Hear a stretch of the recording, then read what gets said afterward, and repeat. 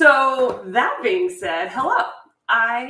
Thank you. Oh, this is why I was trying to post, you guys. This is a t-shirt that Traeger did for breast cancer awareness with one of my favorite groups on earth called Borders for Breast Cancer, as in snowboarders.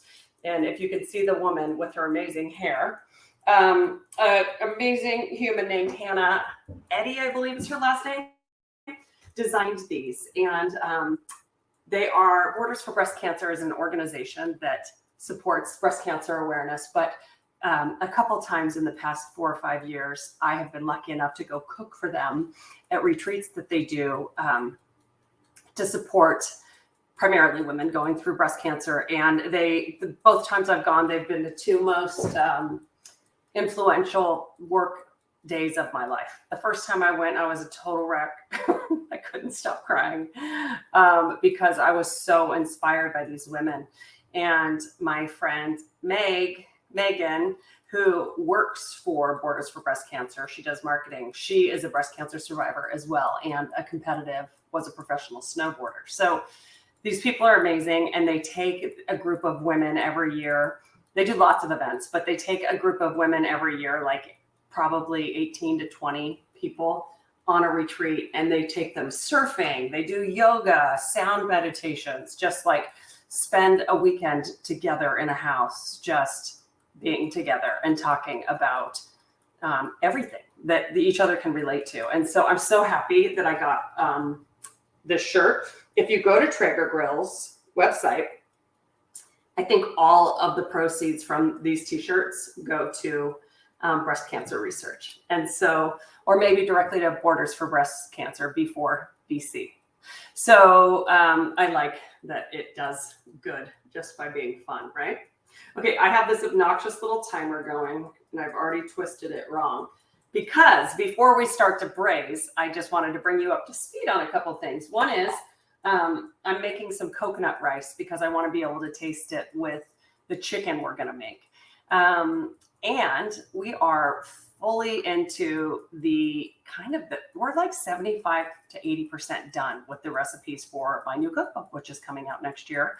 It's going to be called Basically Better For You. Get it? So it's basic recipes, but they're naturally better for you. So it's kind of combining the two things I'm known for. You know, easy weeknight meals, easy entertaining, but we're going to show you how to cook with better ingredients. And so that's basically what we do every day here, right? So the two recipes we're working on today in braising, I thought we would tie back into the book, of course. The citrus pulled pork is, honestly, I've been making this since I moved to San Francisco in 1994. I got it out of a William Sonoma book that I bought that was on Mexico and Mexican cooking. And it was cochinita pipial, which is pork baked in banana leaves. And knowing that banana leaves are not readily accessible, I started doing it in a Dutch oven instead. And so I have done this recipe so many times, and every time I want to just simplify it for people. And so today, I've actually already got a batch of it in the oven because just as important as how you cook it, which is super simple, I want to show you what happens when it comes out of the oven. Hi, Bonnie. And how you could skim the fat from it and how you shred the meat and everything that you can do with it for days to come. So we're going to do that. And I already tested this last week for the book, so I know it's a winner. I think it says on your recipe that it calls for Mexican spice blend, but then we didn't tell you what those spices are. My apologies. I'm going to give them to you today. And then I am going to, what else am I going to do? Oh, we're doing these braised chicken thighs, which is a recipe that I made up. I was going to take you through an old recipe, and I changed my mind because I just did this marinade. Hi, Diana. Oh, good. You're somewhere fun, I hope, and relaxing. I was charged with making kind of an Asian-influenced chicken recipe with rice to go with it. I love rice so much, you guys. I love rice. Forget the carb, no carb, whatever. I just love it. So I thought today would be fun for me to make some rice to put this sauce on just to see what we think of it. That's kind of like the final recipe test for us, right? But this is going to be so delicious. I made this marinade the other day, and I made it a little fancier than what I would normally do. And let's count the number of ingredients in this. 1, 2, 3, 4, 5, 6, 7, 8, 9, 10, 11. Oh, and then there's cooked rice for serving if you want, and sesame seeds and green onions for garnish. I always know when I've broken past the my 10 ingredient rule. And so this is one of those recipes, but I'm also going to show you if you don't even have everything on hand, it doesn't matter. You can keep it so simple. 1, 2, 3, 4, 5, 6, 7. It's kind of amazing how in this book, there really aren't that many recipes over 10 ingredients. And I did a recipe this week too for another braised recipe. It is braised cabbage and braised red cabbage and Brussels sprouts with apples and caramelized onions. So I was trying to do a vegetarian dish, but it can go with like pork chops or something like that. Bonnie, you don't even need a substitute for the star anise if you don't want anything. The ginger and the garlic are going to be plenty. So it's just kind of an extra thing I add. Anyhow, that recipe, I was writing the recipe and then I started chopping all the vegetables. I'm like, there's no way this is just 10 ingredients. And so I made it and it was so delicious. I was like, I'm going to keep it as it is because every once in a while, it's just worth it to use a few more ingredients. And in this case, I used 2 kinds of acid. I used red wine vinegar. I used lemon juice, but that was just me kind of geeking out. So as always, I'm trying to keep these recipes really simple for you and keep it in mind, especially as I write this book. So you guys are getting a great sneak peek today into what's to come with the book. Can you hear my little timer going tick, tick, tick, tick, tick, tick? I've been watching too much Madam Secretary this week while I've been down and resting. I've been watching a lot of it. And, it's all political drama stuff. And I'm like, it's like a little bomb. But it's a good bomb. It's my pig timer. And it's lost an eyeball. It like smeared off. I don't know how. And so when that's ready, I have to check my rice. So let's talk about braising.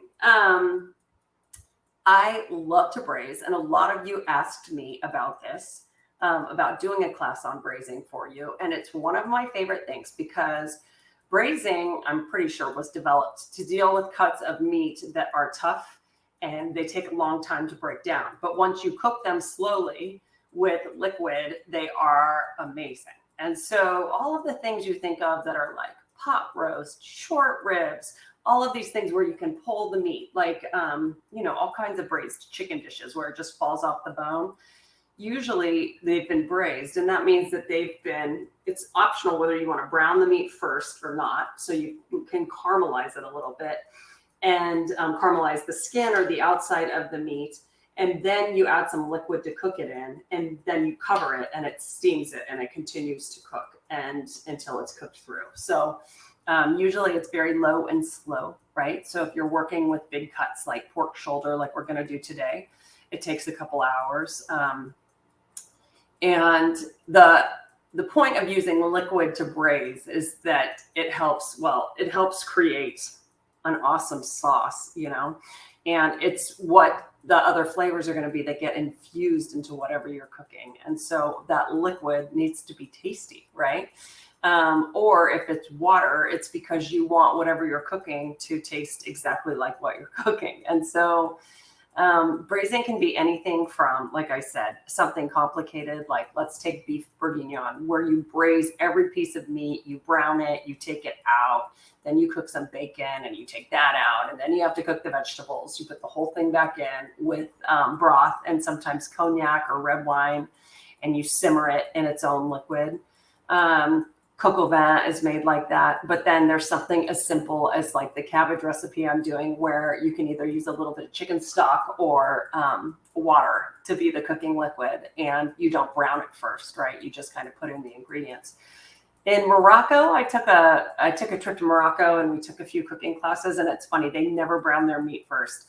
And I was always taught to brown it because it adds extra flavor. And I have to say, everything we ate was so delicious. So a lot of it's based on tradition, and you'll be surprised, right? Everybody does it differently. So I just thought it'd be fun to cook 2 of my favorite meat-based braises for you today. One does not brown the meat and the other does. Let me answer some questions here. Thank you, Laura. You like my earrings. I tried to dress up for you all. I was in pajamas for the first 4 days of the week because I had a little surgery on Monday, and I'm doing great. I'm sleepy, but I'm doing great. Everything's going to be fine.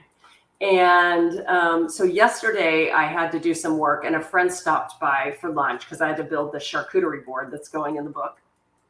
And I put on real clothes and a little makeup. And today I thought I'd do the same.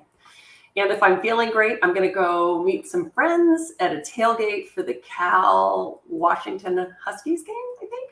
Our friend's son plays for Washington now, which I didn't realize. And it's like down the street from my house, and they're driving 40, 50 miles to be at the game. So I think I'm just going to go say hi to them and then take them this food since it's a tailgate. I'm not even going to the football game. I'm going to come back and work on the book. But I was like, see some friends. Charlie can go say hi with me. And so, yes, I actually put on real clothes today and dried my hair. So, surprise. Let's see if the rice is ready. I think I set it for a little less time than it needed. This thing is hilarious. How do I make it stop? It's like, no, there it goes. It stopped. Okay, so. Oh, it's not ready, and I think I need a little more liquid. I think I had it on too high of a heat, to be honest.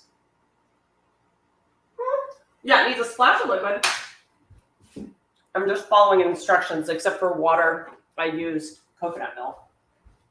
And I just think it needs a little bit more. And then, you're not supposed to open the rice while you're cooking it or take the lid off. But I break rules all the time, right? Okay, so what else? Let's go through a little bit more general business or catch up before we get cooking. First of all, I'll answer Bonnie's question. Thoughts on using an Instant Pot pressure cooker to speed it up? Absolutely. Let's talk about why I don't use an Instant Pot or pressure cooker, because the whole world uses an Instant Pot these days. I am just old school. I'm tasting this rice. I'm really hungry. Yeah, it needs a few more minutes. I am just old school in that I really like to be able to interact with my food when I'm cooking, right?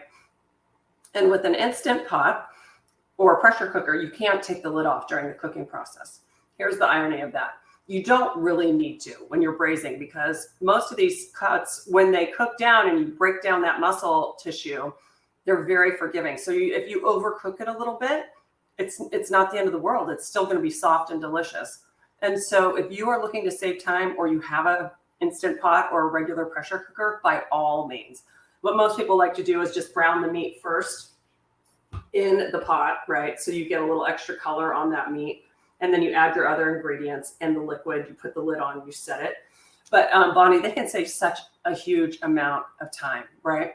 So absolutely you can do that. I have so many beautiful appliances and tools in my kitchen that when it comes to an air fryer and an Instant Pot, which I used both at Williams-Sonoma a ton, I just don't want them on my counter. And I enjoy being able to peek at my food from time to time. So I just do most everything in a Dutch oven. But I'm kind of like the last one standing in that department. KQ, here's my recipe for coconut rice. I took 1 cup of rice, and I took like 1 3/5. I took a can of coconut milk, and I rinsed the rice. It's jasmine, I think, which requires 15 to 20 minutes of cooking. So I rinsed it like the instructions say, and then I just dumped in the coconut milk and the rice and a pinch of salt, brought it to a simmer, turned it off. So I literally, if you were going to use water, rice, and salt, all I did was sub in the coconut milk in place of the water. So that's how simple it is.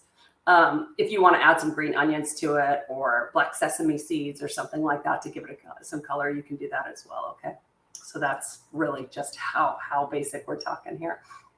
Okay, we've got plenty of time to chat today too, but before I start, I want to get cooking on the chicken, so that if anybody, is anybody cooking along with me today? Trying to make anything in real time? Let me know if you are. But the giveaway. Can you see that? It's not focusing. Focus, there it goes. I think it's Nakano, not Nakano. Okay, Sandy, great. Great, Bonnie. These, you guys, this is a set of 5 steak knives that they sent me some to use, and then they sent me another set to give away. I think if you go to their website and you enter Amanda or Amanda 20, you save 20% off everything. But their steak knives are gorgeous. And in Japan, Apparently they come in sets of 5, not in sets of 4. So how exciting is that? So let's see. Don't put your knife in the dishwasher. Yes. After hand cleaning. First founded in 1918, our blacksmith brings generations of swordsmith experience into blending and crafting sharp and durable kitchen knives. It's our mission to bring high-quality knives to the West. Crafted by our master artisans and used by Michelin chefs around the world, we want to provide you with an exceptional cutting experience. Well, hooray. So this is your gift, one of you. Very exciting, right? Ta-da, in a beautiful box. And the sleeve just fell down. You won't need the sleeve, but it's pretty too. I appreciate the design. So that would be a very, very nice gift for you all. Don't you just love the gift part of House of Haas? I do. Okay, so let's get cooking. I'm going to move my keyboard away. And of course, as always, if you have questions for me, friends, just ask away while we cook, okay? And we're going to start with the braised chicken rice bowl because I've already got some marinating. I'm opening my window because, as always, this girl's hot. And now I'm going to turn off my rice and just let it sit with the lid on for a little bit. I want to make the marinade with you, and then I want to show you how to braise it, okay? So let me move that out of the way. We're going to take that off the heat. Who won the stove braising pan? I know one of you did. So let's talk about making the marinade. I went back and researched making marinade using an Asian pear, which is very traditional. Oh, yay, Chrissy, that's right. Which is very traditional for Korean short ribs and a couple other things. The idea is that the Asian pear tenderizes the meat and makes it much easier and breaks it down. So I'm calling for an Asian pear, but if you can't find one, that's totally okay. We're going to use a regular pear, which today is what they gave me when I went to Whole Foods. I ordered my groceries and picked them up in the parking lot, right? So I didn't shop for them myself, but it was super convenient because it just saved me time. It took me like 5 minutes to order everything online, and then you just go pick them up, and there's no delivery fee that way. So today I'm going to be using a pear, fresh ginger, garlic. I have anise seeds somewhere, and then we're going to use equal parts tamari, which is just gluten-free soy. You can certainly use regular if you want. And then we've got sesame oil, dark sesame oil for flavor. I'm using sherry, but you can absolutely use mirin, which is a rice vinegar that's been sweetened as well. So this is just like, people don't really cook with sherry much anymore. I think of it for like mushrooms and cream sauce, chicken marsala. They use marsala wine. It's kind of similar, very sweet. I just felt like buying it. So if any of you like to use sherry and you've never bought mirin before, or you don't think you'd use mirin again, I just wanted you to be able to use this instead, okay? This is very like 50s, 60s housewife, and I dig it. Let's see what else we need. We need brown sugar, and then I'm going to use a little chicken broth. But all I'm going to do is put all of the ingredients in a blender and pulse them and make a marinade out of them. So let's just do that. I can put the camera down, but there's no real like cooking prep to this part. This is just assembly of ingredients. Sandy, it's a great idea to freeze your ginger. Lori, you're not going to be surprised to hear this, but so often I keep it in the refrigerator, but if you want to keep it really fresh, you can actually put it in dry rice, like in a container, and kind of bury it in the rice, and it helps keep it fresh. I usually use mine so quickly that I don't even bother doing that. I just want to show you guys my silly little trick again for peeling the skin off ginger. Because there are 2 ways you can do it. Well, there are more than 2 ways you can do it. But I want to show you the way that I've been doing, okay? Oopsie daisy. So, I'm rusty, as you can see. I'm just like, everything's falling apart. Okay, so you can cut off the skin with a little paring knife, or you can use a peeler or a spoon. I'm using the back of this little measuring spoon and pull towards you, right? So like if you want to preserve the most ginger, this is the best way to do it because you can use the end of a spoon to really control where you're scraping. So since ginger is so oddly shaped and it grows in a million directions, it's really knobby, you can kind of get up to into those cracks and crevices to get the skin off, right? So it's kind of clever. If you like to do things like that, go for it. I'm going to cut this little piece off. But the thing is, that's why you can freeze it, or you can put it in rice, like I said, and store it in the fridge in dry rice. And that'll keep kind of the exposed parts from going bad so quickly. But the thing is, if your ginger starts looking funky, just cut off the part that looks funky. If the other part is still fresh and yellow like this, you can use it, right? So sometimes the area where you cut it off, like if I put this in the fridge, will start getting gross. But you'll know if it looks gross, cut into it. If the rest still looks good, you can use it. Okay. So ginger is like a very, very healthful ingredient in our diets and fights off nausea. So I think of it as sturdy. As in, it really can't hurt us as long as you're not eating like the mold that grows on it.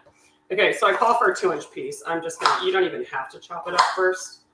I'm just going to. What else? I'm gonna cut up this pear. You can leave the skin on. I'm gonna strain this marinade. When I made it the first time, I didn't. But I think I like it better this way because if you want to cook any of it down to include kind of as more of the sauce, then you can, right? So skin on is totally fine. If you have an Asian pear, absolutely use it. I'm obsessed. Asian pears are my favorite fruit. They just are for so many reasons. I peel mine into pieces and keep in a stashed bag in the freezer. Oh, that's so smart. So you even peel it first. That's clever. Sandy, I feel like you're like Tucker dog. Michael, you don't... you know a lot about cooking, don't you? Hopefully you're still learning something while you're here. Okay. I have my compost, which is right over here. Nope. Where did I put it? Oh, there it is. It's a bag inside my bag. Okay, so I have that. I need the garlic, which look at what I'm doing for the garlic. Yeah, Lori, I forgot we have that in common. I'm just literally going to use the back of my hand to smash the skins off the garlic. Crunch, very satisfying. Oops. Okay. Don't let me forget, when we break between recipes, I'm going to tell you about my Thanksgiving class we're going to do, you guys. I'm super excited about it.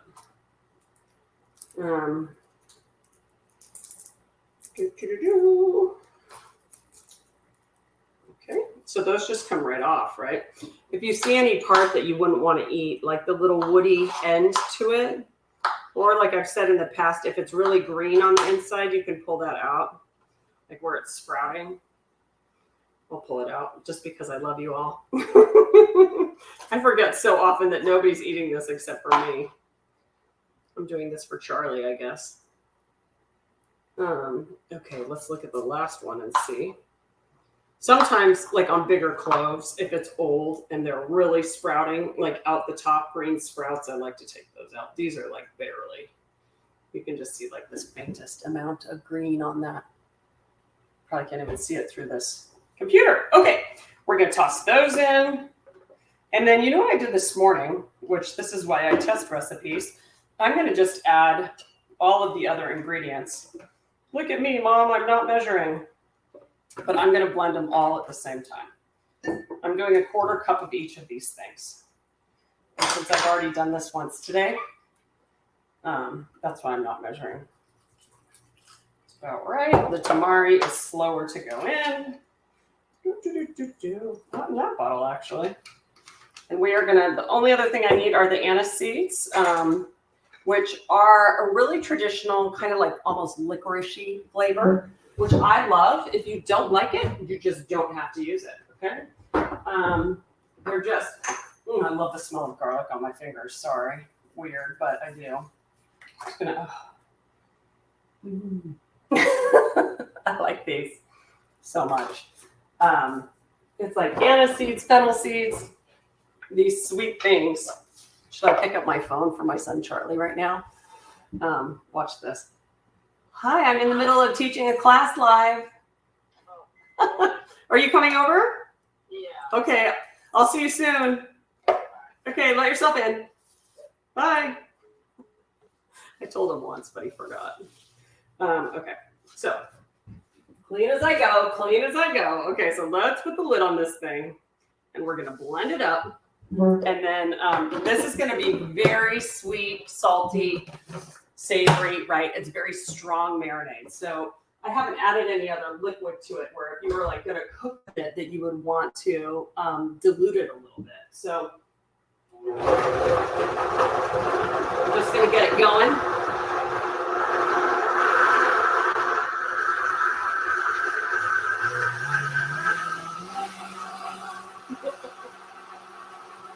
Smell of it is right. I wouldn't do the tarragon, Sandy. Totally different in its seed form.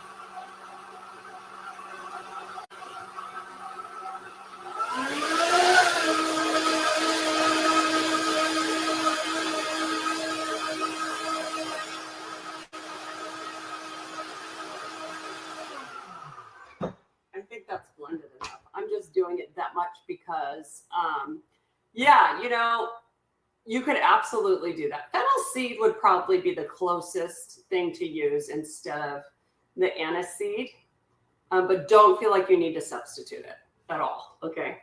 So, okay, I'm gonna strain this because the pear wasn't very ripe, and so to pulverize it, oh, you know what I forgot was the brown sugar. Let's just put a little brown sugar in.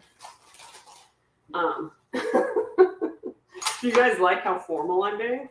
It's very serious. This is why I'm a cook and not a pastry chef. But rest assured, I did actually measure everything for the cookbook.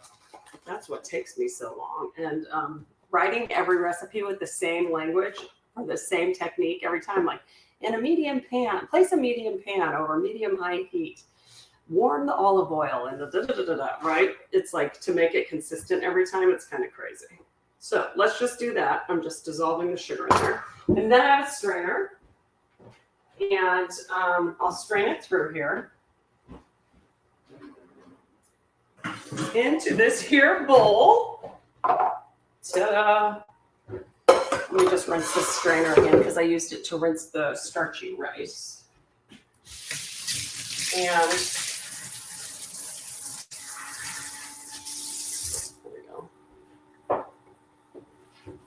all of these things. There's nothing that's been like contaminated with raw meat or anything, so I'm not that worried. I'm going to push this through a little bit because I know, oops, there's all the sugar. Can you see the stripe? This is cooking on the fly. Let's just use this spoon. Okay. Yep, there it goes.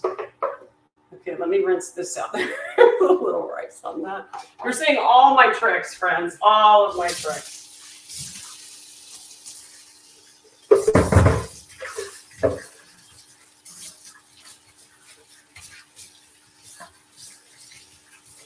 All right, rinse this out so it's good to go. And then I'm even gonna get rid of my scraps here so that I don't leave a mess for myself. How cute. You know what's funny? I'm using caraway seed in another recipe. I would say no. Caraway seed is a lot more savory, and it comes off more like rye. I say no. Skip it if that's all you've got, okay? I promise you, you won't. The reason I added anise seed is because it's nostalgic for me because of this recipe I used to make when I was little, where all it was sherry, soy sauce, brown sugar, a knob of ginger, and some anise seed in it. So that's why I still use it. And I found it in a lot of old school recipes, but you don't need to worry about it if you don't have it. Okay, I say leave it out. You don't want a different ingredient to be like taking over all of the other yummy ingredients. Hi, Angie from Pasadena. Okay, so I'm really giving this one a good strain through. This is a pretty fine mesh sieve. If you've just got one that's a little thicker, that's fine too, because it'll still take out the pulp from the pear. I'm gonna save this bigger chunk of ginger and the garlic, of course. If the ginger's whole, by the way, and I haven't used it, I'll just leave it out at room temp. It's pretty forgiving. So, Chicken recipe tomorrow, watching today. That's what Chrissy's making. Awesome. Diana's still recovering. I hope you're feeling better. I'm sorry you can't cook yet. Okay. This is even like a better job than I did earlier today, but I had a riper pear earlier, so it wasn't so hard to put through the strainer, you know. Okay, I'm a weirdo, so I'm going to taste this. This is going to be very intense. Very sweet, very soy-ish. Ooh, but I love it. So since I'm letting that marinade, letting my chicken marinate in that, I want those strong flavors because it's going to be diluted. Okay, let me get rid of this. Just rinse it. And then I'll show you what our next step is. Okay. All right. So I've got my marinade, which I am going to use for another recipe I'm testing. My editor asked me to do one tofu recipe, and I have to admit, I don't like to make tofu. I love to eat it when I'm going somewhere where it's been well prepared, like at Japanese restaurants. Oh my gosh, they can do such amazing things with it. But I think we have an idea for a tofu recipe that's going to be really good. So we're going to use this same marinade. That's my timer for my pork. I'm going to take it out of the oven. So let's take a look.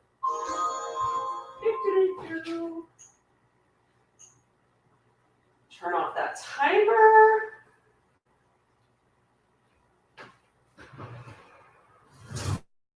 Hot, hot, hot, hot, hot, hot. Shocker. That it's hot. Lights off. Okay. I am going to show you this pork, but what I'm looking for with the pork is that when I put a fork in it, it just pulls off. It might need like another 30 minutes, okay? Let's see. Yeah, oh, it's pretty amazing. Oh, it's amazing. I'm going to let it cool in its own juices for a little bit, okay? And then I'm going to show you guys what it's all about. I'm just going to leave it right here for a minute. It's going to be delicious. I'm going to let it cool because what I want to show you too is that I wish you could share. Is that when the fat comes to the top, and if you make this a day or two in advance and the fat comes to the top, you let it cool off, you put it in the fridge, and then it'll thicken, and you can just scrape all of that fat cap off is what we call it, the fat cap. And then when you go to reheat it, you don't have so much fat in the sauce, right? So let's put that one down. I'm going to look at my rice and fluff it with a fork. I think that the rice could have still used a few more minutes. It needed more liquid, to be honest with you. This is the thing. When you buy dry grains that have been dried, sometimes they're really old, and so they need more liquid. They need more liquid than what's called for on the ingredients. That's good. Okay. We're going to set that aside, and we are just going to move right into cooking the chicken. So let me get myself set up here, and then I'll show you the chicken that's been marinating, and we'll talk about a couple things. So the size of the pan is going to matter when you braise, because when you're browning things on the bottom, you want to make sure there's enough space between pieces that things don't just start steaming immediately, right? Because if you're going to brown something, you want it to be fairly dry and have some space for the air to circulate so things can get crispy. So if you crowd everything and your pieces of meat are right next to each other, they're not going to really crisp up. The skin's going to stay kind of soggy. The other thing is, though, if there's too much surface area, this could burn quickly because there's sugar in the marinade, right? So I'm just trying to brown this chicken off enough to give it some extra flavor and caramelize those flavors, right? So all of that soy, ginger, garlic, brown sugary, sherry flavors are going to kind of be more developed if I choose to brown it before I cook it, okay? We could certainly just throw the chicken in a pot with some stock and see what happens. But this is my final test of this recipe. So I really want to see what the sauce is like when I marinate it, brown it, and then add the sauce and let it simmer. So this is also my final check for how long this recipe takes. Caitlin, I made the marinade and Caitlin tested it the first time. And I think it needs a little bit more time just to be a little more tender. Again, it's so forgiving. That's what's so great. So here's what we're going to do. First of all, I'm going to make my space clean. I want my marinade out of the way because that's going to be used for the next round. And there's nothing in that marinade that I have to worry about keeping refrigerated right away. You know, I don't have to cover it right now or get it in the fridge. I've got some stock, which is going to be my braising liquid, some low sodium chicken stock. And then here are my chicken thighs that have been marinating. I called for 2 pounds of chicken thighs, bone in, skin on. Can you do boneless, skinless? Absolutely. They're going to take a lot less time to cook, okay? I'm seeing all the comments about Lori's meal plan. Lori, the pork is an amazing thing to make for meal planning. I made it last week. Did I do it for our meal planning class? Oh my God, my head is spinning. I did it, and Charlie just kept wanting to eat it, breakfast, lunch, and dinner. You could literally do it for breakfast with like a poached egg. I had the pickled onions, I had black beans, and so we just kept like alternating how we used it, and it was amazing. So the fact I'm making it again right now is kind of hilarious. I'm going to take it to the potluck though. Okay, so these are 3 bone-in, skin-on chicken thighs. That's what they gave me from the store, even though I requested 2 pounds, and this was like 1.54 pounds, okay? So there's a lot of marinade, and that's pretty sugary. I'm going to kind of like let the marinade drip off as I put it in the pan. I'm messing around, right? So, and I haven't let these marinate for very long. You can let these go overnight if you want. And what I would do in that case is I would pat them dry a little bit before I put them in the pan. I want more marinade in this since I've only been marinating them for like an hour and a half or so. I just need to be really careful that I don't burn them with all the sugar in this. The other thing is, since I'm using a black bottomed pan, it's hard to see when things are burning. So I'm going to be checking it more often than I would, right? If I were using a Le Creuset pot that was lined with the white, it'd be super obvious because the food would be turning black, right? Or dark brown on the white surface. And so I'm just going to pay attention to what I'm doing, like a good cook would, right? So let's do that. I'm going to fire up the cooktop. I'm going to turn off my oven because I'm done with the stove. And then let's get started. I'm also going to grab a water.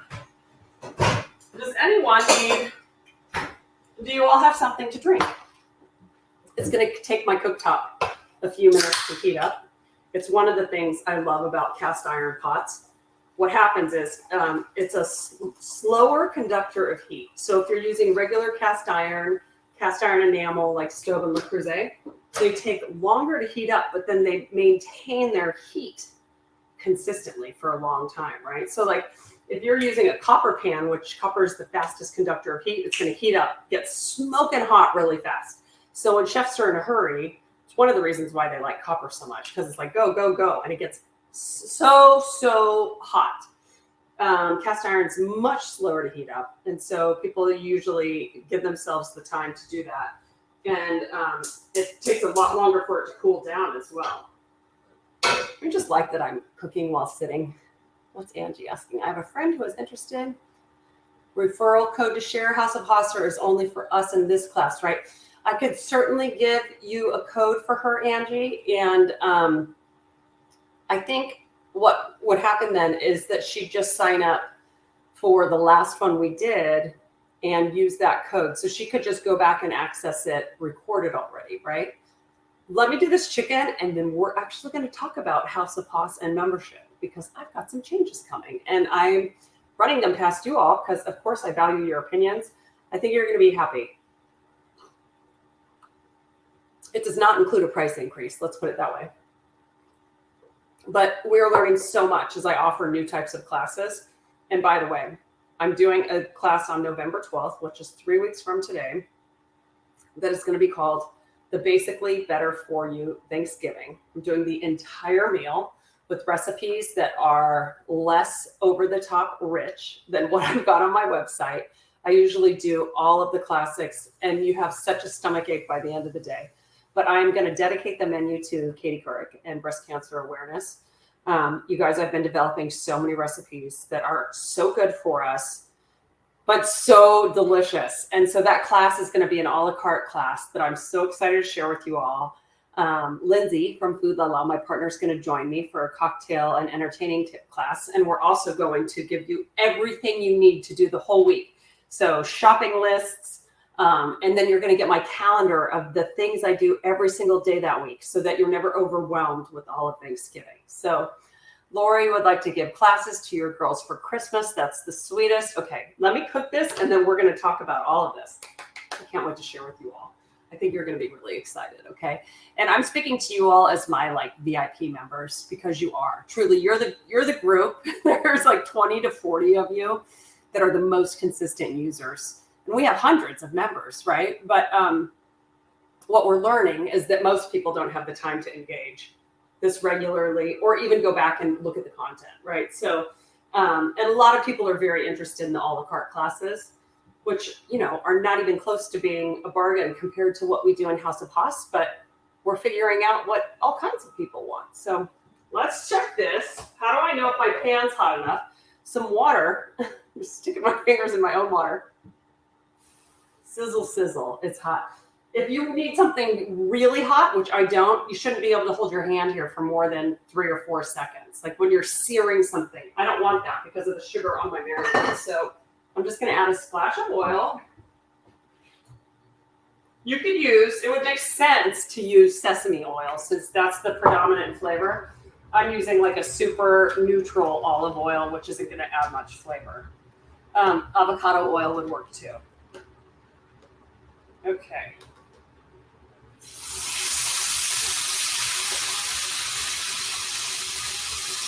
I'm doing, these are huge chicken thighs. I'm doing skin side down. I want the skin to crisp up nicely, right? So you would either discard this marinade because it's had raw chicken, or you could add a little bit of liquid to it and then heat it up and cook it. So you cook out the bugs, but then you can still use it as a sauce. I do that a lot with steak. I'm not going to do it here because I have more marinade over there, but it's gonna be good. Okay.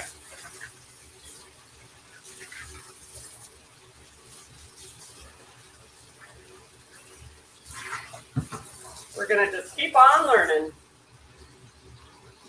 So I can already see a couple things, and I promise you guys by January. I'm going to have a camera here so you can see overhead as well because I know how frustrating it is. But what I'm seeing is that, first of all, it's going to be delicious. But there's lots of, you can see the sugar kind of caramelizing around each piece. And so I'm kind of moving it around because I don't want things burning. Once you burn sugars on the bottom of the pan and you haven't added any liquid to soften them up, it's pretty hard to go back because when you add liquid to something burnt, you're just going to get burnt bits throughout the pan. So in some recipes, that wouldn't be a big deal. It's not what I'm going for here. And again, this is why we test. And what I might go back and tell you guys is that pat this down really thoroughly because if not, you're going to have too much sugar in the pan and it's just going to burn. So for once in my life, I'm not going to talk that much while I look at this. And we're going to figure it out. Okay.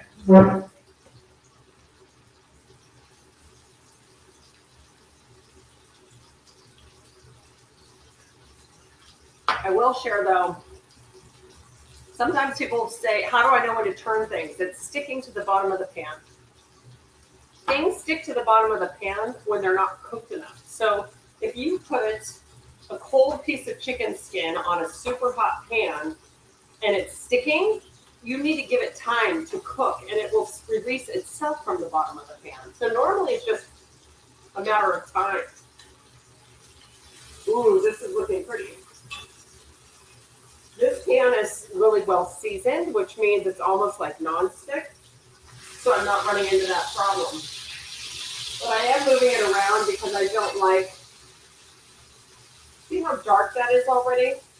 That would normally take like at least 5 minutes if the marinade wasn't sugary. So I already know that before I put this recipe in the book, I'm going to tell you to pat the marinade off because it's just producing too much sugar. So I would recommend patting it off. And then I would recommend actually marinating it for longer than I did because you'll let those flavors get in there and then you can pat it off the skin and you won't worry about that sugar just sticking all around the pan, right? So I'm just trying to brown the meat in general because any browning that I get on it is going to add delicious flavor. Normally I'd want to do this for like probably 5 to 7 minutes on the skin side down until it's almost like so crispy, it's like fried chicken. And then you flip it, and then you add your liquid and cover. Okay, I'm going to go for it. I'm going to cover it. I'm just trying to cook off any parts that are raw. Because I'm not cooking it much just in its marinade, it's going to need longer to cook when it's covered. Just kind of.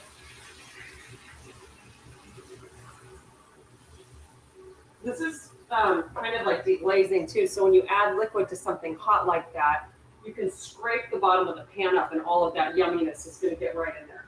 Because I was watching it so closely, there's not a lot stuck to the bottom of the pan. I didn't really allow that to happen, right? So I'm not as worried about it. You just need liquid to go about halfway up the sides because these are really big chicken thighs. I'm doing a little bit more. We're going to put the lid on it. We're going to reduce it. And you're going to have to cheat to see it. You just want it to be gently simmering, okay? What if you wiped off the excess marinade before searing? That's the best thing to do, absolutely. I was just leaving some on because it's not going to have a lot of flavor since I didn't let it marinate for very long, right? So that is what I'll write into the recipe.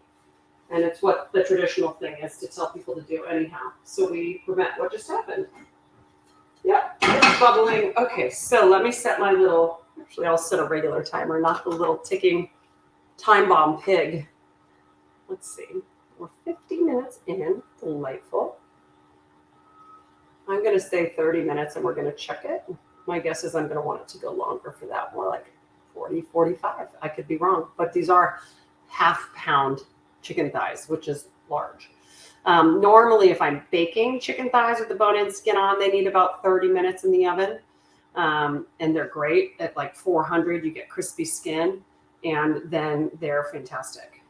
Just looking here to make sure we've got everything we need, my friends. Timer. Okay, we're good. So before we hop into the pork, I'm going to have the coconut rice for this. I'll put some black sesame seeds on it for color. And when I taste it, I like tasting sauces like this over rice because you would usually have something else to serve something so juicy with it, right? So you can soak up those flavors. So whether you're just serving it with bread so you can dip into it or over rice or another starch, it's just, I want to be able to taste what it tastes like in its completion before I put it in the book. So when you've properly braised, Anne, you will know that it is broken down. When you're braising, you're cooking things completely through and beyond because you're using cheaper cuts of meat, which typically are tougher. And that's like the ones that are not so tough cook very quickly. So like take a filet mignon that cooks in like 8 minutes, like one this thick, and you can slice right through it. But when you have these tougher cuts of meat, they take hours for the muscle fibers to break down. And so you'll know when it's done because if it's not, you can't cut into it, right? Like you should be able to put a fork through it and it just falls right off. So that's what we're looking for in this. With chicken, you can cut through this and be like, oh, it's cooked through, right? And I can take the temperature of it to make sure it's at 165, 170. But then if you want it even softer than you would normally have a piece of chicken, you can just cook it a little bit longer because it's only going to break down more, which is what we're going for here, okay? So you can look for temperature, like I'm always recommending, but then it's also a textural thing. Time is hard because, as we say always, every animal is different. They've had different diets. There are so many things that come into play when you're trying to time something. So times are always great estimates, but it's not the first thing you should be looking for. You should check the internal temperature of the food, and it should respond the way you want it to respond when the author writes about it. Like a great example is for a cauliflower recipe I'm doing, trying to teach you all how to blanch cauliflower in boiling water and then you roast it. So it's like cooked through, but then it gets crispy on the outside. I'll tell people, okay, boil it in the water until you can put a knife in it and easily pierce it with a paring knife, right? Or you should be able to poke something with a fork and it releases easily. So I try to give visual cues on top of temperature so people have different ways to know when something is done, okay? And then time is kind of like the last thing that you look at. It's just your guide. Oh, and then the browning. So the browning is optional in most techniques for braising. Certain cultures tend to do it more. So most French recipes tell you to do it first because all of that caramelization on the food tastes actually just amazing, and it adds a depth of flavor to it. So you're just looking for things to look brown and crispy and release easily from the pan. Mine was already doing that, but I like, when I'm braising chicken, I like the skin when I'm browning it to be so crispy you could eat the skin itself. So like the skin is cooked and you know the chicken's not cooked completely underneath it, but if you were to pull that skin off, it's crispy and amazing. The thing that happens with braising that's interesting is when you add liquid to the pan, it softens everything. So even if you've browned chicken and you've gotten the skin really crispy, and then you add liquid to the pan, it's going to kind of like steam it and soften it up. And that's to be expected. But it still adds more flavor than if you don't do it, right? And then if people want really crispy skin on something that's been braised, normally you would go so far as to like put it under the broiler for a minute when it's done just to crisp up the skin without any liquid, or torch it with a little torch, right? I'm usually not looking for super extra crispy skin when I'm eating the completed dish. It just, by crisping it up, you're bringing out more flavors in the entire recipe. I'm just realizing that bruise on my hand is not very attractive, is it? Delightful. You're welcome. Okay, what else? Other questions right now? Of course, Anne. Let's just make sure I'm not like boiling the whatever. Let's take a little, what we'll do is before I start talking about the citrus pulled pork, we'll just take like a 5-minute break, 5 or 10 minutes, and I'll let you guys go get yourselves something to drink if you'd like, use the restroom, whatever you need right now to get set. And then I'll share with you some thoughts about how I'm going to change House of Haas as well. Change is scary. It's actually going to be great.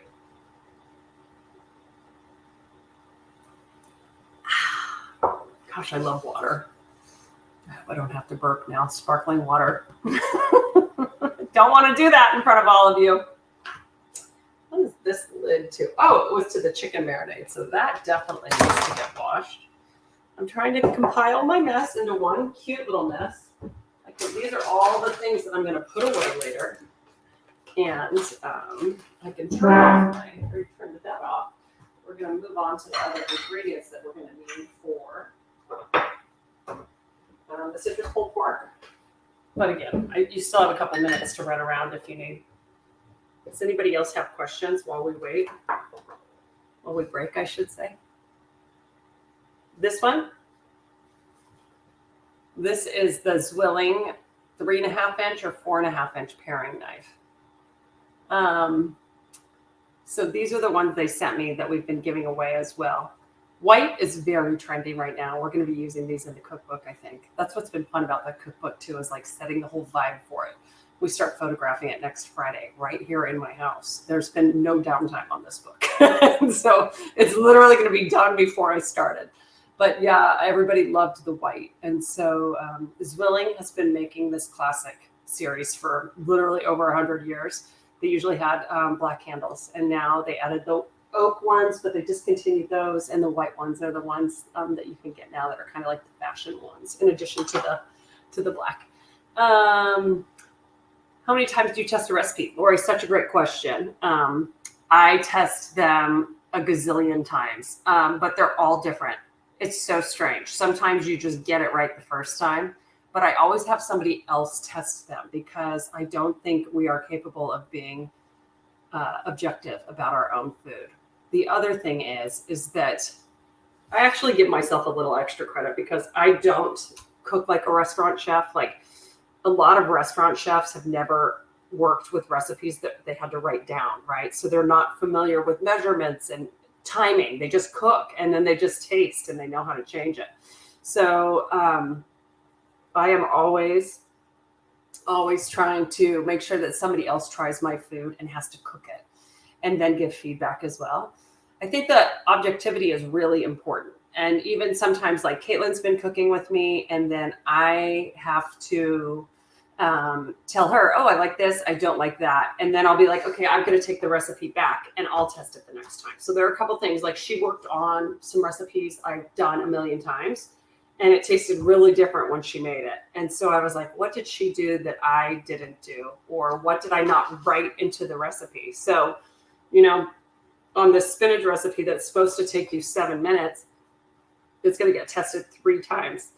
I would say the minimum usually is 3 times at least. But that's not to say everybody does that, because you have to pay for recipe testers out of your own pocket. So you get an advance for your cookbook, but you have to pay for all of the groceries, all of the recipe testing. And mostly 9 times out of 10, you have to pay for the photography. So this time I'm having to pay for the photography out of my advance too. So by the time you pay your bills, this is not a money-making proposition. Like when I work out what I got paid per hour to write a book, you don't want to know. It's just not. I mean, Ina Garten there are probably like 10 authors who make tons of money on books because they sell that many. But I'm not one of them right now. Do you ever cook the same recipe together so that you can see what you are doing that is different? Yes. You know what? Well, what I will do, I love that someone was that the other Lori saying, I love nuts, but not in a weird way. I'm with you.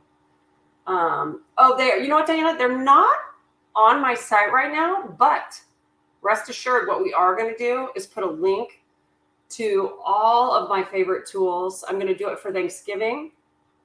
So before my class on November 12th, I'm going to put all of my favorite tools with links to buy everything on Amazon, because most things are sold on Amazon. So I know it's kind of a bummer, but I think even this white series is sold on Amazon.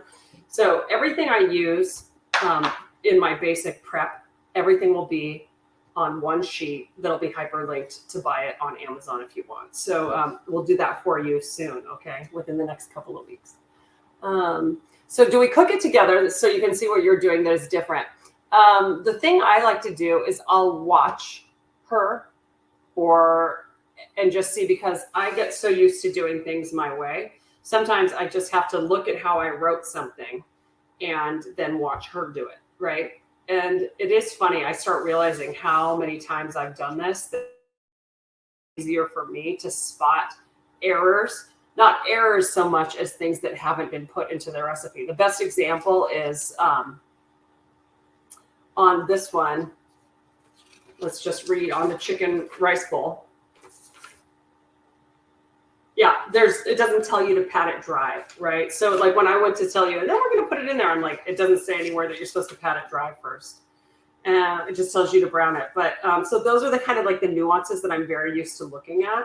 So I like to think that I'm kind of like a tough teacher. Like I'm usually the one spotting things. But then if things just don't work for somebody else like they work for me, then absolutely I watch them. Fork tender. Yeah. Reduced to a simmer. Yeah. Until it reaches halfway up. She did a great job. Maybe I wrote this. I can't even remember sometimes.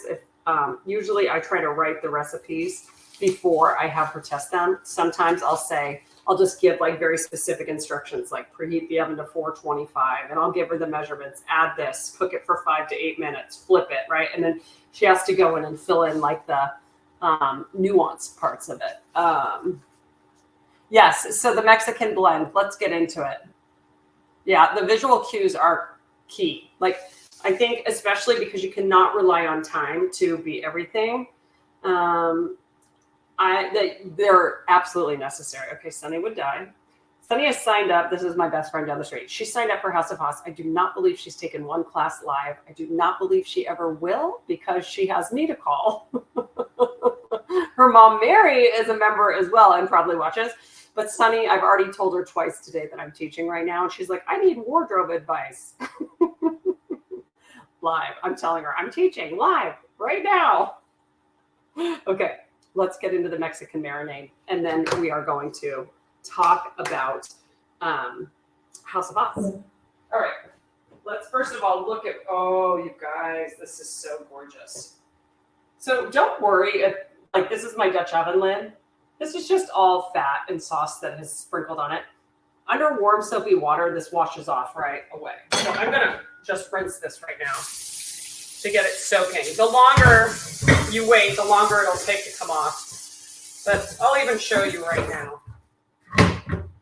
I'm going to show you how quickly this comes off. If you check it out, I can't wait to show you this. See how dark that was? And then I'll let the other part sit, but it comes right off if you get to it fairly quickly. It's like baking itself on, you know? So let me put a little more soap on the outside rim and let it soak. And then I'll come back at that. But this pork looks incredible. And we're going to talk about the marinade. So, welcome to citrus pulled pork. There is a ton of fat on the top, but let's talk about the Mexican seasoning. So, there are a couple things you can do here. The original recipe for, if you look up Cochinita Pibil, has a gazillion ingredients in it and spices. Hello, pork. Exactly. It has cloves, peppercorns, oregano, maybe nutmeg. It has, wait, let's look. Okay, so you start with garlic and you pound it all in a molcajete, right? So you start by pounding garlic, black peppercorns, cloves, whole cloves. You add oregano, some cumin you can add, and then there are these things called annatto seeds, A-N-N-A-T-T-O. Now that I'm telling you about it, you're going to see it in cheddar cheese because it's what turns things orange without adding a lot of flavor, right? So it's a natural coloring agent. Annatto seeds are, if you use a lot of it, it's super earthy tasting. And so you used to be able to buy them at most grocery stores in the spice section. And they're just these little, like, they look like brick red Hershey Kisses, but they're super tiny. I have not been able to find them in a store in ages. And so now you can usually buy this annatto paste, which glasses. Achiote paste is what they call it when they have other things added to it. So in this achiote paste, I know I'm saying it wrong, water, corn flour, annatto seed, salt, garlic, spices, acetic acid, and sodium benzoate. Ooh, that's a bad preservative, but we're going to use it anyhow. So I had to order this on Amazon because I wanted to use it for the first time in ages and see what I thought of the flavor. I think not only does it add a beautiful color to it, it adds delicious flavor, like this earthiness that's really fantastic. And so I bought a 3-pack. I do not use much at all. This is probably, and it's like a little brick, okay? This is, I still have like a half a brick left, and I've used it twice this week. And so it was like $7 for 3 bricks. You have to, it'll dry out if I don't store this well and wrap it up tightly. But all I'm going to say is I think it's worth it. So I want you to write this down. You certainly don't have to. And if you're making it tonight, don't worry about it at all. You know what you could substitute is like a little bit of just regular chili powder. So achiote / annatto, if you go to Amazon, of course, and even if you enter annatto seed, A-N-N-A-T-T-O, it'll probably come up with these little packets, and it'll arrive on your doorstep the next day, okay? So let's talk about the seasoning blend that I'm calling Mexican Spice Blend for this book. I used oregano, dried oregano, cumin. I used the annatto seed, and then I used Sorry, I just want to make sure that what I call for versus what I say to use in the Mexican spice blend, because I also call for garlic, right? Yeah, okay, good. Orange juice, lime juice, Mexican spice blend, garlic cloves. Okay, great. So here's what I want you to do for the spice blend. And then I used salt separately. Okay, I like what I've said to do here. I want you to use a tablespoon of oregano, dried oregano, 2 teaspoons of cumin. I would use probably half a teaspoon freshly ground black pepper. You could use, instead of whole cloves, you could use a half a teaspoon of ground cloves. Okay. And then like a tablespoon of this annatto. If you're not using this, I want you to use a tablespoon of chili powder. I don't use chipotle chili. I have ground chipotle dried. I like to use the fresh chipotles in adobo that are canned. When I say fresh, I mean they're preserved, right?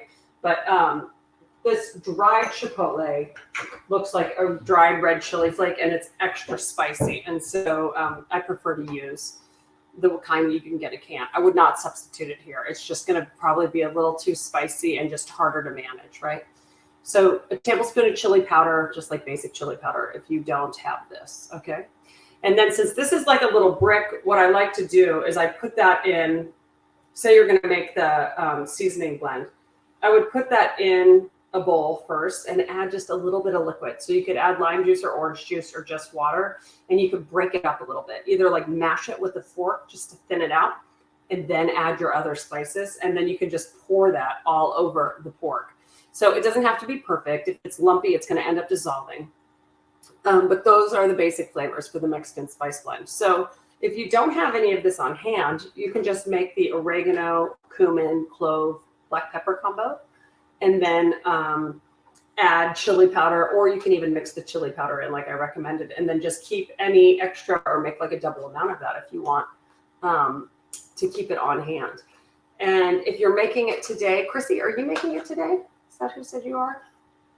If I just told you to put all of those ingredients together, I would probably say once you put those dried spices together to use like a tablespoon of that. And you can rub it on the meat, or you can just sprinkle it over it in a pot.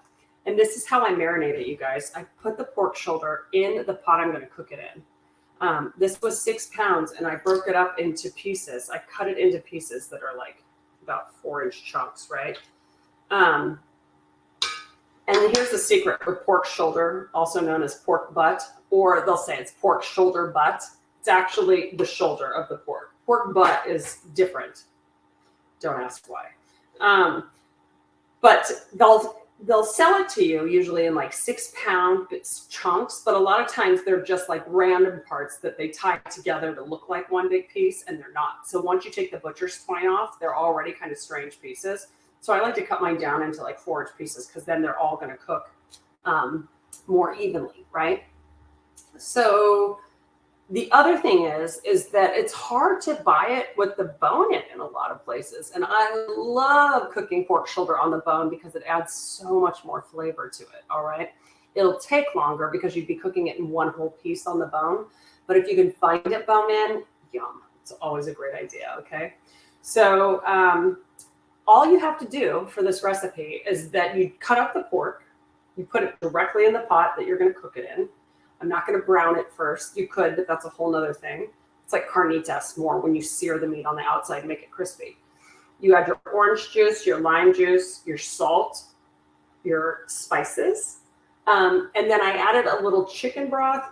They like to use, if you were doing this for real in Mexico, they would use lard, which is amazing and adds so much flavor. And then they would bake it in banana leaves, which those leaves act kind of like a Dutch oven, like a steaming unit, right?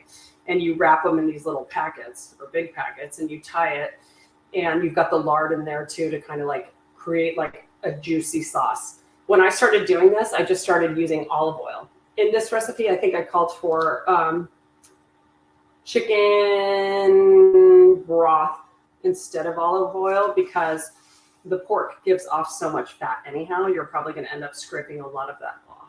Okay. So you guys with me so far? So that's what we've got for the seasoning. Let's see. Can you hold that up again? Absolutely. Did you see it? Sorry. Could you say it again? No chicken. Pork shoulder here in Boston. Yeah, exactly. Oh, Chrissy, you're making the chicken. Okay. Let me hold this up one more time. And if you can't read backwards, it's called El Yucateco Accioti / Anato.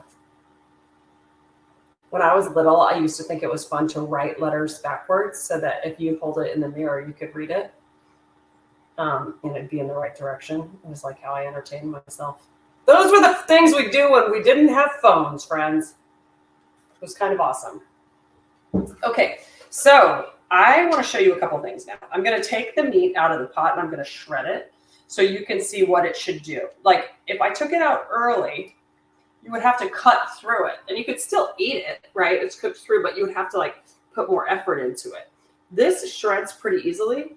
I could let it go another hour and it would just be absolutely falling apart, and that's delicious too, okay? But what I like to do is let it cool so then you can take it out of here and shred it, and you can remove any parts that have a ton of fat on them because this cut is super well marbled, and so there are probably going to be areas that have so much fat that you wouldn't want to eat it, right? Other parts you're like, no, that's just delicious. But depending on who you are and what you prefer, there will probably be sections where you just want the fat to go away. So I'm just checking the timer on our chicken. 1 second. Oops, I just tried to put my finger on that hot knob.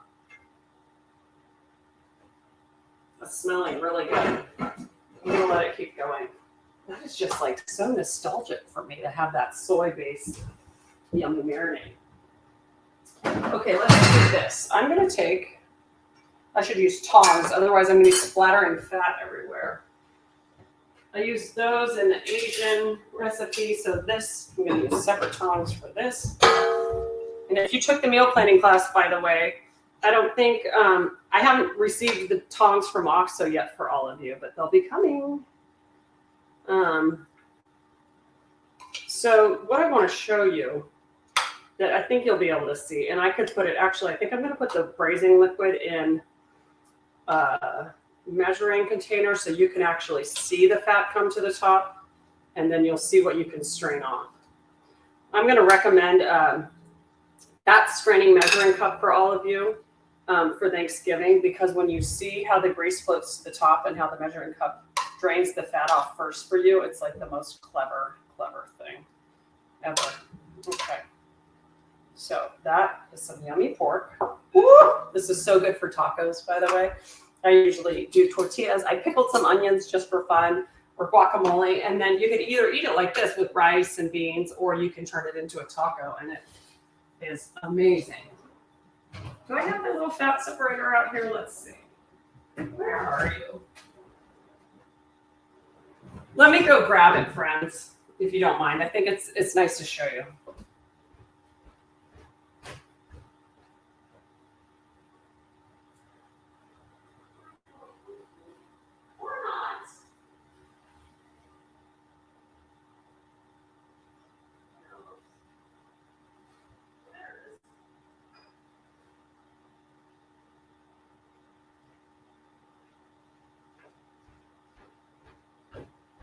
Found it.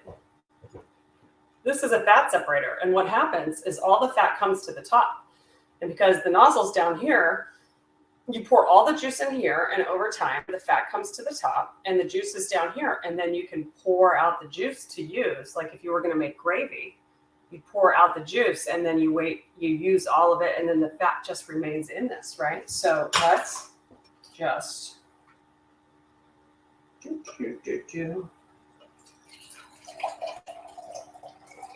It's really a clever invention. I'm getting this too full. But over time, you're going to get to see what it does here. Let me just clean that up. It's going to start to separate again, and I'll be glad I showed you. So this is something I use like twice a year. It's great for if you're making gravy with your turkey. So if you have pan drippings, you pour them into this, and then the fat comes to the top, And then you just pour the juices out and you have it ready to go for gravy. I'm going to move this right back here, okay? And we're going to just let it separate. And you're going to be so impressed. If you don't let it, you're so welcome, Anita. If you don't, if you are in a rush to do this, put it in the fridge and leave the top off, and it'll start to separate faster. As it cools down, the fat's going to go to the top. If you leave it overnight, or probably for like 4 to 6 hours, it'll thicken on the top, and then you can just scrape it up. So that's that, okay? Now let's shred this pork. Actually, you know what I'm going to shred it into? Nah, I'll do it in here. Let's see. I'm going to do it into this pot so that I can store it in this pot and reheat it when I want it. What I'm going to do is put it in here. And then the thing is, the easiest way to do it is to do it with your hands, because you can tell right away what's pork and what's fat, right? It's still a little too hot to do that. So the thing is, you can use 2 forks. They sell these cute little claws where you like wear the claws and you separate it that way. They're very popular in barbecue. I just hate to have to buy another tool, right? But normally I would just let this get cool enough. But because it's so well cooked, as you can see, it's like shredding already just by me putting a fork through it. It wouldn't be done if you go to do that and your fork just sticks in it, right? So it might be cooked enough for you to eat, but if it's not shredding, then you should probably give it a little bit more time. So the reason I like to do it with my hands once it's a little cooler is immediately you can see the fat. You can pull it off with your hands and discard it. Like, I can see that piece, but by using your hands, typically you can get at more, right? And so you can like pull off the pieces of fat. It's just completely falling apart. Oh, I love it so much. And then you save more meat, right? Because you can feel the difference between the fat and the meat. And so you salvage more of the good meat over the fat, if that makes any sense, right? So here I'm breaking it up. And then I'm just going to discard the fat that I don't want to eat. Now, of course, if you are a whole animal kind of person, and this is like a really healthy pig that you got your meat from, you could use this and cook it down and make lard. You could make candles. You could do all kinds of fun things with it. I'm not that fun today, obviously, but I'm going to have all this beautifully shredded meat. And then what I'll do is I'll pour the liquid back over it. That's for me to check my chicken. So, oh, you guys, this is going to be so good. I'm going to put all of this actually kind of in here. And then once it's a little cooler, I'm going to go through and pick over it with my fingers and keep shredding.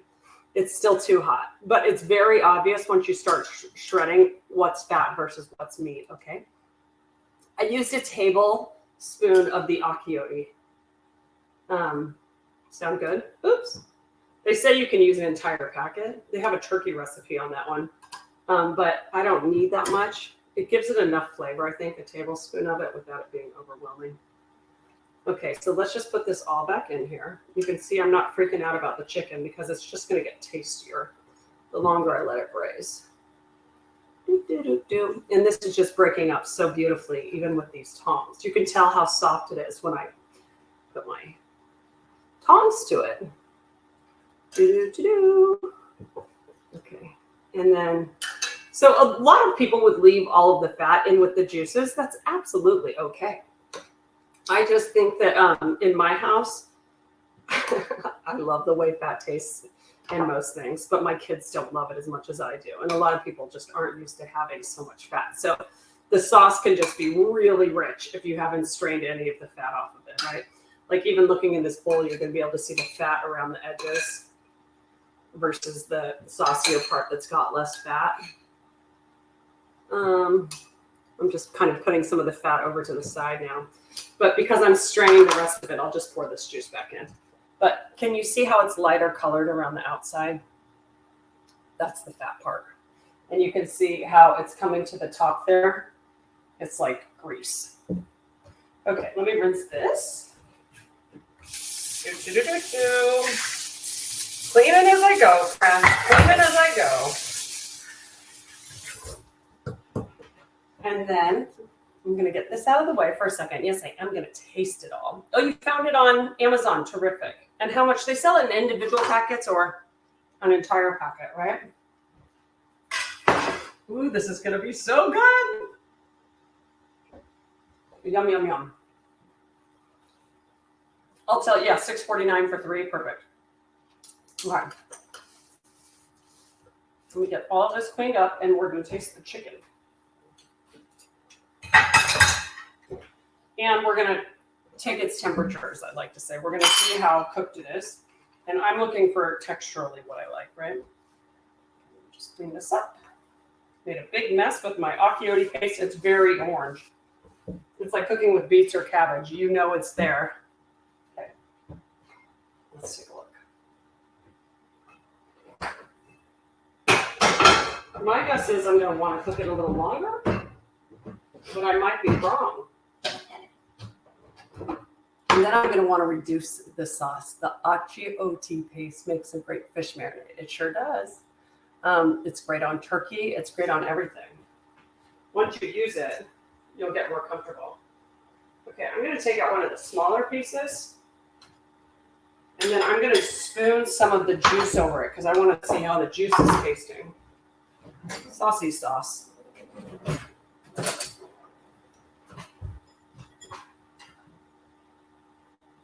Same thing is happening here. I can see the fat. First of all, taste that. Ooh, it's so good. Friends, it's so good. Silverware.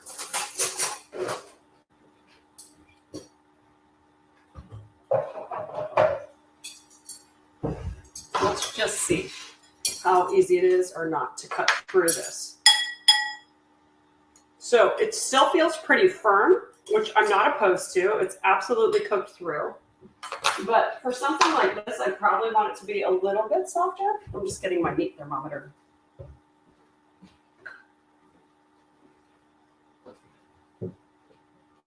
$74.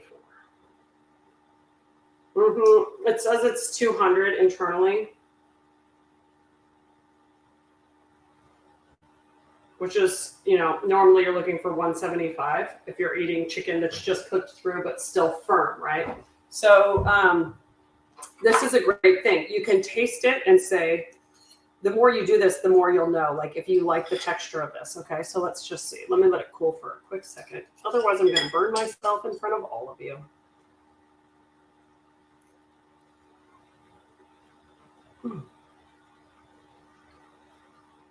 This is delicious.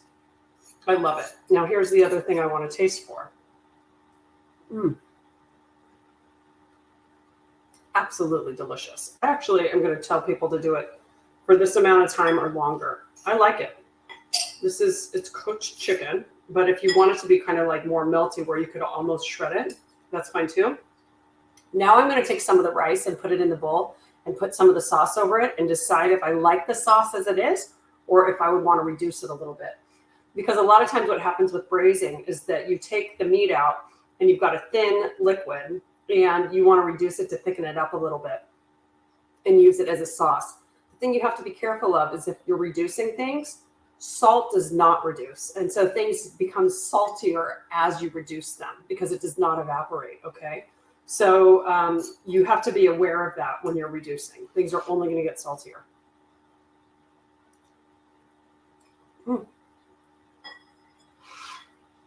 Delicious. Let's get a little rice and a little sauce over it. Definitely not my best rice. Like I said, I think it's old. This would be delicious with just some sliced green onions over it. Let me get some sauce. And I would probably go to the trouble of straining this juice as well because there's quite a bit of fat on it. But again, I'm testing for flavor right now. Not like viscosity. Big fancy word today. Would the salt be from the chicken broth in this recipe? Or did you add salt to marinate? Great question. There's salt in the tamari or soy sauce if you use it, Lori. I called for low sodium, and then I called for low sodium chicken stock, so there's salt in both places.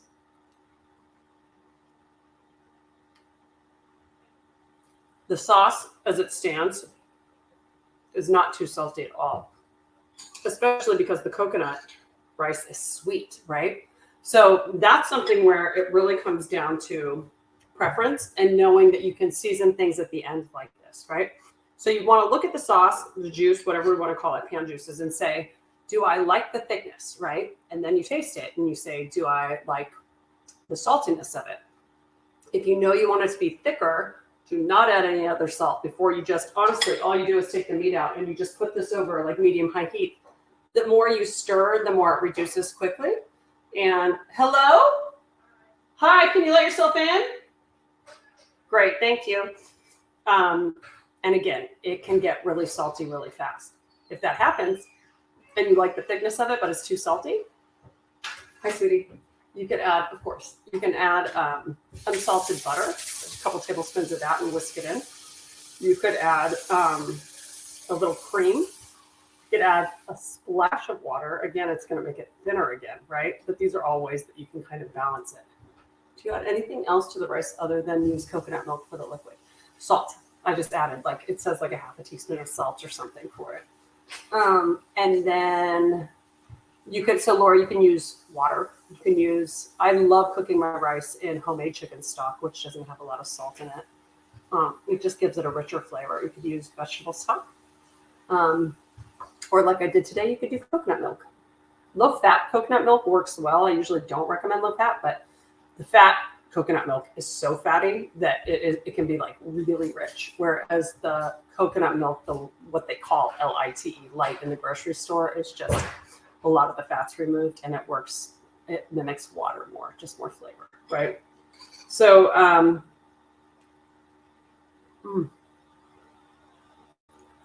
love it. I would probably reduce the sauce just to give it even more intense flavor. It could be, it's okay if it's a little saltier, I'm just thinking. And I'm thinking how I'm going to write the recipe for all of you so I can give you more cues about how you want it. And then the other thing I love to do is tell people, if you're trying to make a sauce and you're reducing it, telling people that it coats the back of a spoon. It's a really common cooking phrase. And that if you were to take it and there's sauce on the back and you draw a line through it, the line stays there and the sauce slowly drips down. But it's a great cue. It's like if you're learning how to make ice cream and you have to cook creme anglaise, you know it's thick enough when you run your finger through it. And it keeps the line, and then slowly the top part starts to come down, right? So I would probably tell you all to thicken this sauce. Just put it back over the heat without the meat in the pan. And thicken it with a visual cue until you can like coat the back of a spoon, right? And then serve it. Oh, you guys, I love both of these recipes so much. More questions? Oh, I pickled the onions. I'm going to show you too, and I'll try the pork and tell you what I think.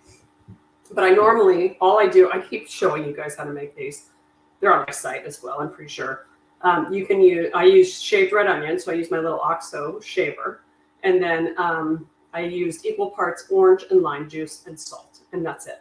You can use vinegar if you prefer. Oh, I know I have.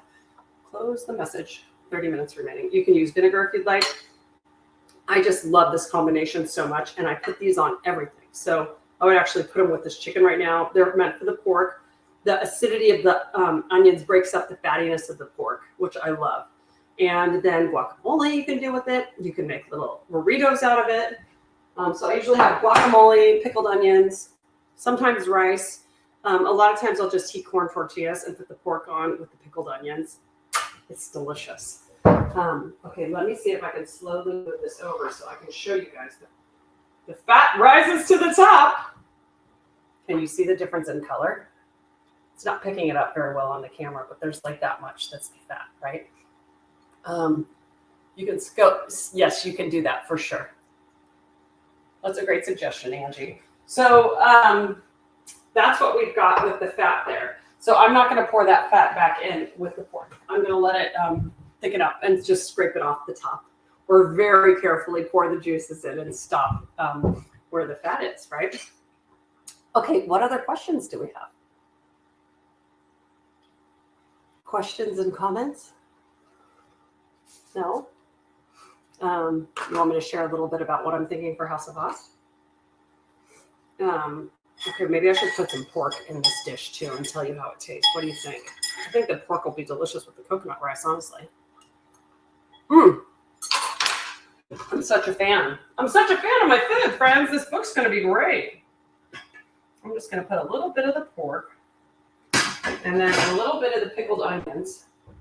Watch this. The acid from those onions is really going to break that up. And it's going to be delicious. Another great class. Of course, KQ. Okay, Diana, I'll tell you what I'm thinking about House of Haas. Let's keep in mind I'm running my business on my gut instinct at this point. But I don't know which recipe I like more. These are both outstanding. And I would totally serve the pork with the coconut rice.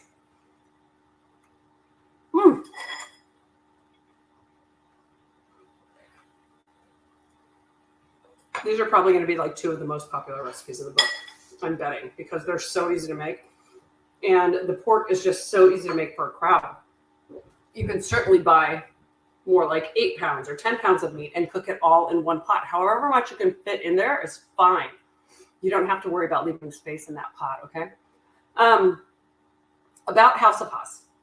So we've been at this since June. So we've got June, July, August, September, October, and we'll do our next class for October next week. So we will have already done 10 classes that are just part of the membership program, right? And when we were doing research about what people would pay for 2 cooking classes a month, I got a ton of feedback that people are like, oh my God, you should be charging $100 or you should be doing whatever. But my thought is that most people look at this about like they look at it like a membership for Netflix or Amazon Prime or HBO Max, right? They're not thinking of the $20 a month or $24.99 a month as, oh, I get 2 cooking classes a month. They just see it show up on their card and it's like, oh, it's just like another subscription fee, right? The other thing I'm seeing is, because we can see all of this on our end, is that most people who've signed up for the subscription classes are not engaging twice a month and taking the classes or going back and even watching them, right? And a lot of the feedback I'm getting is that most of you don't have time to join twice a month and that it's almost too much, right? You feel like you're leaving product on the table by not being able to engage with it. And so personally, my hunch is that most of us don't want to pay more than $10 a month for a subscription program to something. I am the person who has HBO, Hulu, Prime, Amazon, HBO, Hulu, Netflix. I mean, I've got Disney Plus, you guys, I've got all of them, right? But I realize that it just is a really easy way to blow money. And so I started looking, and when people cancel, I look at why you guys are all so nice. People who cancel are like, thank you so much. I'm so sorry I have to cancel, but like it costs too much, or I'm not using the content enough. And so what my hunch is telling me is that more people would participate if it were less than $10 a month. And there was only one, you all got that FOMO. Exactly, Angie. If there was one class a month that was like dedicated to the subscription, right? And so just keep in mind, I'm talking to you all as my friends in this, and knowing that we're not here to just charge you all more, right? We're gonna be like, so now everybody else is only gonna pay $10. No. So here's what I'm thinking, that there are a couple ways to do it. I do want to test a subscription for less than $10 a month, and you would get 1 class a month. But as a VIP or someone who started with me from the beginning, you could do a couple things. You could either downgrade your membership to that. Keep in mind, you keep all the classes you've already taken. Or you sign in as like a VIP person, which gives you more access to more things during the month, right? So I'd probably still do a separate happy hour / Q&A for VIP members who pay more. Only you all would have access to the prize giveaways, because I think it's just such a fun part of what we do, right? And you're paying a premium for that. But you wouldn't have to do that. You could certainly downgrade the membership to 1 class a month and just be happy with that. But I do want to give people an option if they want more access to culinary content and me. that there's something that's kind of like a higher end experience for you. So whether it's a private Q&A, like I said, every month, or we pick a different subject every month and we just meet and we chat about it. Or there are just like Q&As that we can have, or, you know, giveaways, like I said, more giveaways probably as well, that there's that option. So I think what I'm learning is that I'm producing more content than what people need. And that most people feel like they're paying too much because they just don't have the time to go and watch all this content. So it's what I'm going to test. I'm going to continue to do a la carte classes. I think I'm surprised at the response on a la carte classes. People are willing to pay. It's like for the meal planning, right? People are more willing to pay $99 to learn something new, or like a big subject. And it's what I'm going to do for one of my Thanksgiving classes. I'm going to offer a $99 Thanksgiving class that teaches you everything about how to make the whole meal and plan the whole week. It'll be $79 for House of Haas members. But I was really surprised that some people, they just don't want anything to do with the membership, and they just want to pay good money for one class at a time, right? That interests them more. So I'll continue to offer more single subject classes or things like Thanksgiving, like this. And then I will continue with, you know, good themes that I publish way in advance, with dates that I publish in advance for House of Haas, but just take it down to one a month so that more of you can commit to making that once a month class. What do you think? Would you offer the VIP be at our current founder price per month? Yeah, I wouldn't increase it. And I would not increase it. We would maybe even decrease it at a certain point, because we're thinking about a lot of other things. Is that some people just want to pay one time, right? They want to pay once a year. Other people, that scares them and they want to break it up. So is there an incentive to be, let's say you've never been a part of House of Haas and it's $9.99 a month, or if you pay once, it's $99, right? I'd probably do, so you get 2 months free. I'd probably do the same thing for VIP members. It's like, you know, $199 if you join, let's say it's $199 and you break that up monthly, or it's like $149 or $159 if you pay one time, right? So we're working out different things. The thing I do know is that no matter what we do, the price will not be going up for VIP. It will be going down, and that you will absolutely have the choice to say, I just want to go down to one class a month at $9.99 or $99 for the whole year. Keep in mind, I'm making these numbers up right now. Below $10 a month. And so it's more like $119 for a year, right? Or $124, whatever. 12 times 10, 120. Yeah. So let's look at that. I have a subscription for a weekly recipe newsletter with fabulous recipes that is totally manageable to do, but wish it also had a live class. We have an annual subscription for a weekly recipe newsletter. And I wonder how much that costs. People love incentives and offering a deal for paying once a year. So I think it's really important for me to offer that, right? To offer both options, that you can pay monthly or you can pay once a year. And Lindsay, my partner, has learned so much through her own subscription service, but I don't think we have the same customers. I think my customers like to save money and they like a deal. And if that means you just pay once a year, you're so sweet, Lori. The other thing, and can we gift the cheaper class? So this is, Diana, you're reading my mind. This is the other thing. And I don't know if it's possible to pull this off, but the other thing we could do is if you go down to the $9.99, right? But you're paying $19.99 a month right now, or $24.99, that it'd be like you can add a friend for free, basically. So these are the other things, but you could also gift it at $9.99 a month, or probably $99 for the year.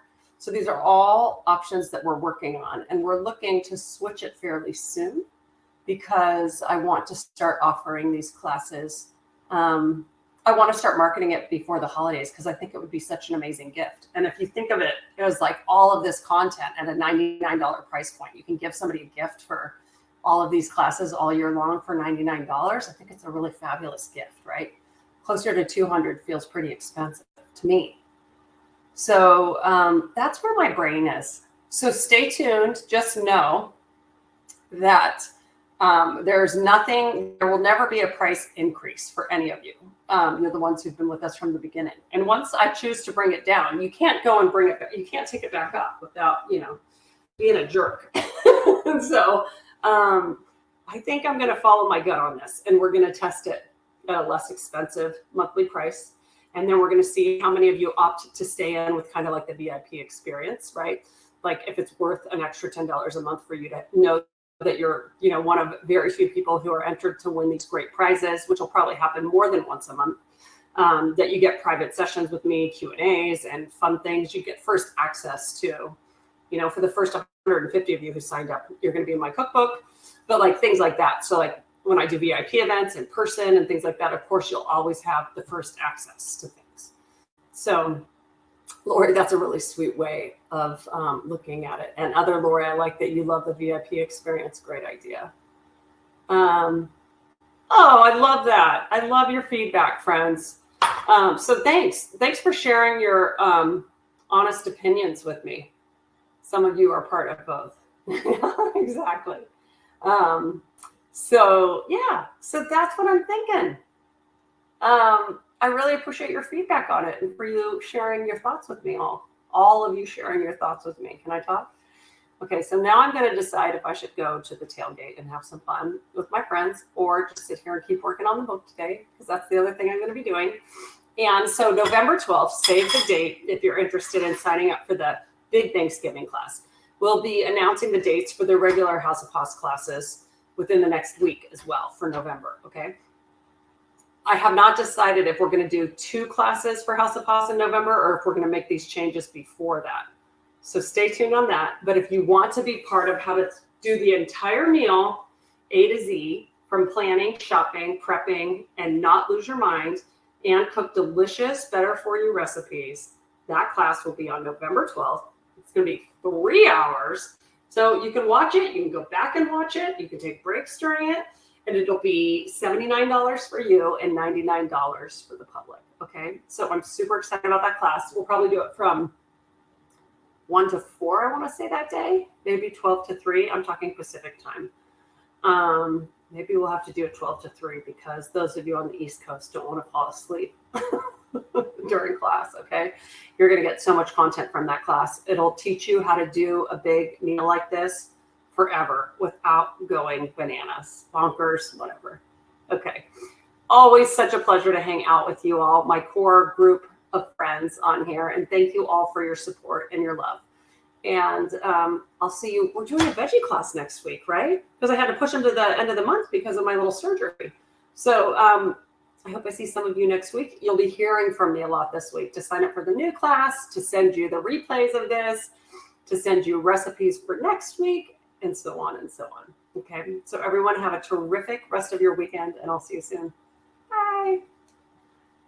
How do I end the class without hanging up on all of you? Okay, here we go. Bye.